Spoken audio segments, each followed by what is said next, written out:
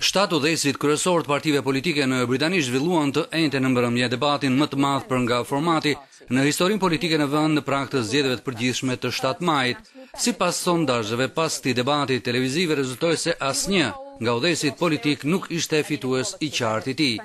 Rezultati i 4 sondazheve pas mbarimit të debatit konfirmoi se përse zgjedhjet e ardhshme për të drejtuar një vend si Britania me një ekonomi me një vlerë prej 2.8 trilion dollar, konsiderohen nga analistët si zgjedhjet më të vështira që nga vitet 1970 për të parashikuar për nga ngushtësia e rezultatit. Duket se udhëheqësit e nacionalistëve skocez dhe euroskeptikëve të partisë anti-europiane dolën më mirë në këtë përballje televizive me një format të ri, ku 7 udhëheqësit ishin përballë një audience elektorale.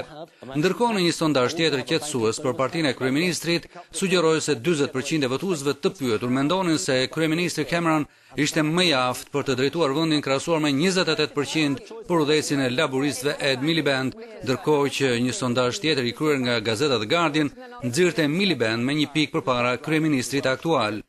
E zhvilluar në ambientet e një fabrike ushqimore në afërsi të qytetit të Manchesterit, qytetit të dytë më të madh në Britani, në debat çështjet e ngritura më shumë ishin për ekonominë, shërbimin shëndetësor dhe çështja e migracionit, përpara një audiencë relativisht të qetë, me përjashtim të një rasti dramatik kur një vajzë u ngrit dhe ndërpreu kryeministrin për t'u ankuar për numrin e njerëzve të pastre që flenë nëpër rrugë. Nacionalistët skocez si duket se do të fshin nga harta politike laburistët në Skoci